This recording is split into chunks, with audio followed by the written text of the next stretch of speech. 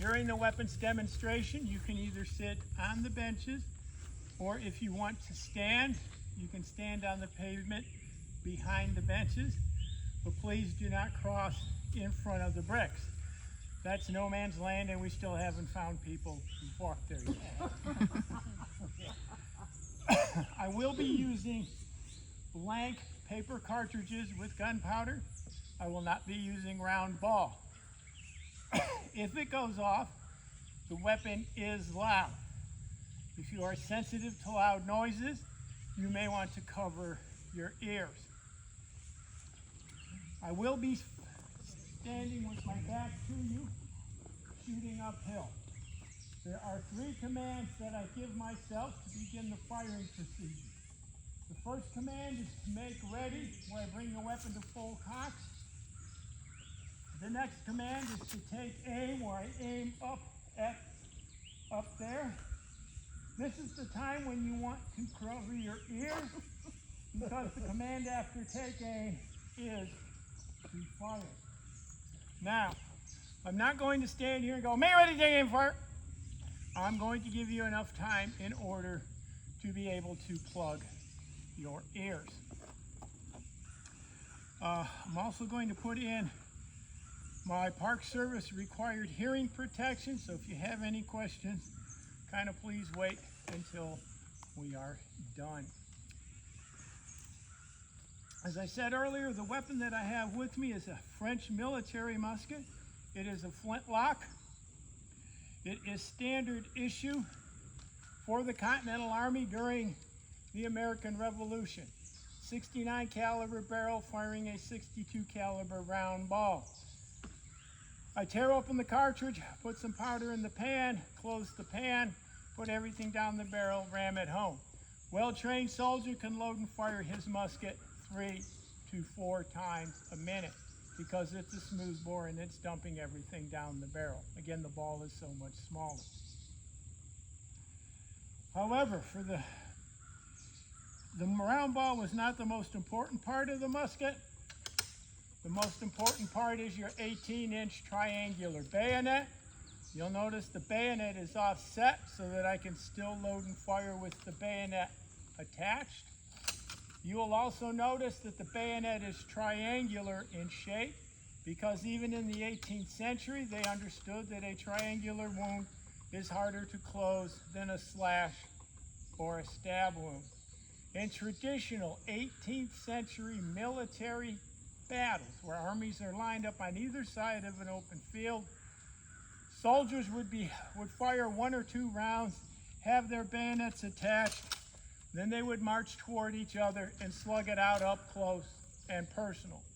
In traditional 18th century military battles, more men were killed and wounded with the bayonet than they were with the round ball. The musket is very robustly built in order to take a beating and give a beating. It has a flat butt plate so I can hit somebody in the head with it. It's very thick in the wrist. The wrist is reinforced with the trigger guard. So this weapon is, as I said, made to take and give a beating and still keep working.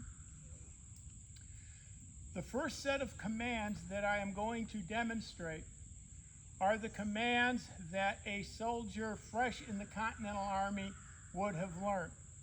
In 1776, Baron von Steuben, a Prussian gentleman, showed up at Valley Forge and had a letter of introduction from Benjamin Franklin.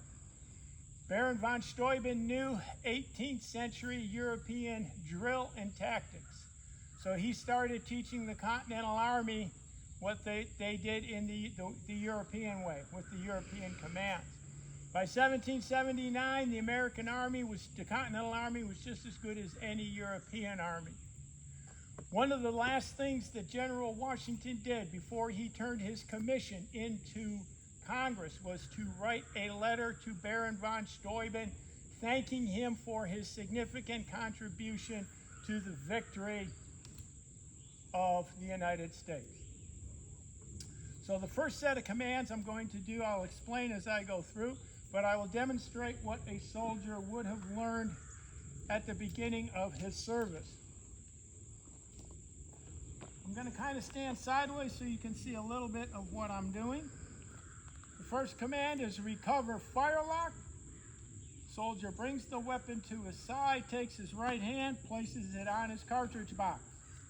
The next command is to handle cartridge. You slap the cartridge box, draw your cartridge. The reason you slap the cartridge box is to settle the powder down at the bottom of the cartridge. You then take the cartridge, bring it to your mouth. Bite off the top of the cartridge. In order to serve in the army in the 18th century, you had to have two opposing teeth in order to be able to bite off the top of the cartridge. You then put the cartridge under your chin and wait for the next command, which is prime. Soldier takes a little bit of powder from the cartridge, puts it into his pan, waits for the next command, which is to shut pan. Closes the pan, casts the weapon about. Takes the cartridge, puts it at the barrel, waiting for the next command, which is to charge with cartridge. This is where the soldier would load the powder, the ball, and the paper down the barrel. Here at Kings Mountain, I choose not to load the paper. There are dry leaves in front of me, and sometimes the paper does come out hot, and I don't want any smoldering. After charging with cartridge, the soldier would partially draw his ramrod, waiting for the next command, which is to draw rammer. Soldier draws the ramrod, places it at his weapon, waiting for the next command, which is to ram down cartridge. The soldier would then ram the cartridge down, partially return the rammer, waiting for the next command to return rammer, bring the weapon up to the shoulder, and now I am ready to begin the firing procedure. Make ready. This is where the soldier comes to full cock, removes the hammer stall. Take A. If you need to plug your ears, this is the time you want to do it. And fire.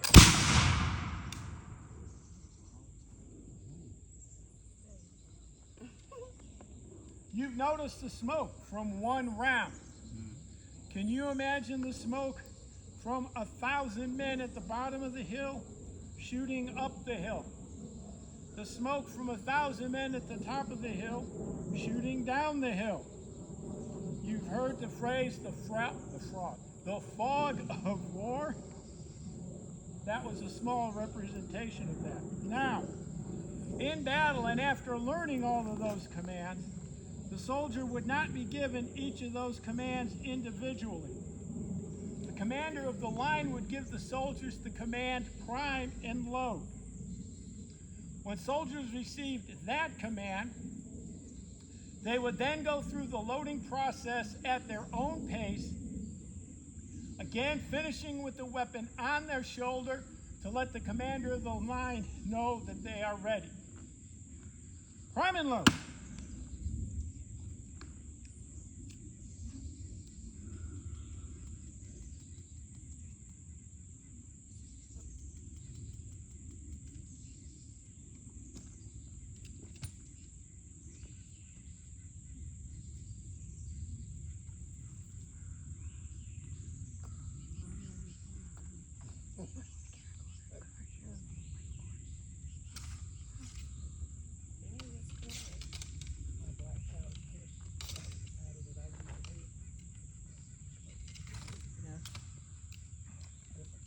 Much quicker this way. Now I'm ready to begin the firing procedure. Make ready.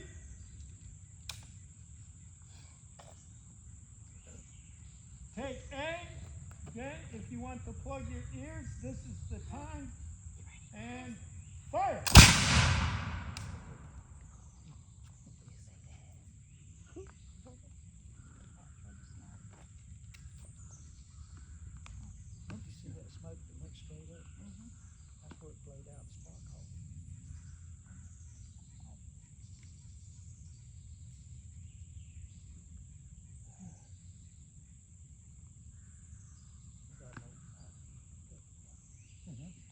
Y'all want another one? Sure. Okay. 3 for luck. There you are. Prime and load.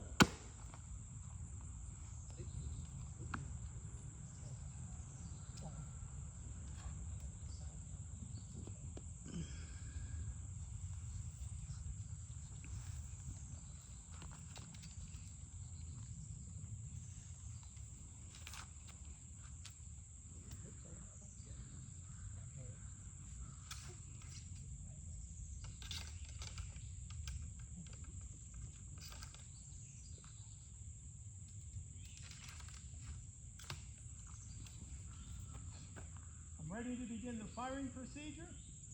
Make ready.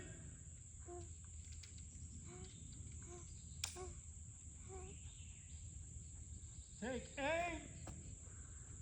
You want to plug your ears, this is the time, and fire.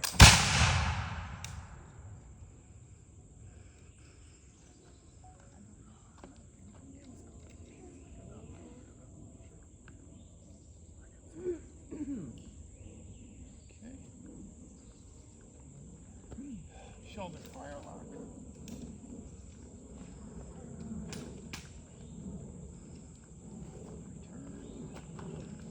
Any questions? Yes, sir. After you fire and you're wiping it off with your cloth, is that for embers or you're protecting the metal? What I'm doing is wiping off the inside of the pan to clean away any of the powder fouling. I'm wiping off